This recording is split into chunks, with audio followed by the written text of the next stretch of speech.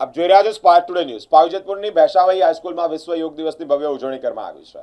રવિવાર છે છતાં વિદ્યાર્થીઓ ઉમટ્યા છે। સમગ્ર વિશ્વમાં આજે આંતરરાષ્ટ્રીય યોગ દિવસની ઉત્સાહભેર ઉજવણી કરવામાં આવી। પાવીજેતપુર તાલુકાના ભેંસાવાઈ તાલુકા ખાતે પણ વિશ્વ યોગ દિવસની ભવ્ય ઉજવણી કરવામાં આવી। ત્યારે રવિવારની રજા હોવા છતાં પણ શાળાના મોટી સંખ્યામાં વિદ્યાર્થીઓ અને સ્ટાફગણ ઉત્સાહપૂર્વક જોડાયા છે। કાર્યક્રમ દરમિયાન શાળાના આચાર્ય શ્રી ડીસી કોહલીએ પ્રાસંગિક પ્રવચન આપતા જણાવ્યું કે યોગ ભણાવે રોગ એ ઉક્તિ અનુસાર જો આપણે રોજિંદા જીવનમાં નિયમિત યોગ કરીશું તો આપણું સ્વાસ્થ્ય હંમેશા તંદુરસ્ત અને નિરોગી રહેશે। વધુમાં તેઓએ ઉમેર્યું છે કે ભવિષ્યમાં જો કોરોના જેવી કોઈ વૈશ્વિક મહામારી આવે તો યોગ દ્વારા કેળવેલી પ્રતિકારક શક્તિ આપણને તેનાથી બચાવી શકે છે।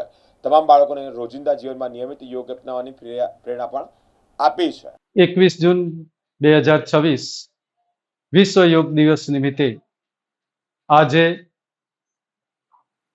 છોટાઉદેપુર જિલ્લાના ડીઈઓ સાહેબશ્રીના આદેશ અનુસાર સમગ્ર જિલ્લાની અંદર દરેક શાળાઓમાં યોગનું આયોજન કરવામાં આવ્યું, જેમાં મોટી સંખ્યાની અંદર શાળાના બાળકો, શાળાના શિક્ષક મિત્રો અને અન્ય સ્ટાફ રજા હોવા છતાં પણ શાળામાં આવી અને યોગ દિવસ ઉજવવામાં આવ્યો।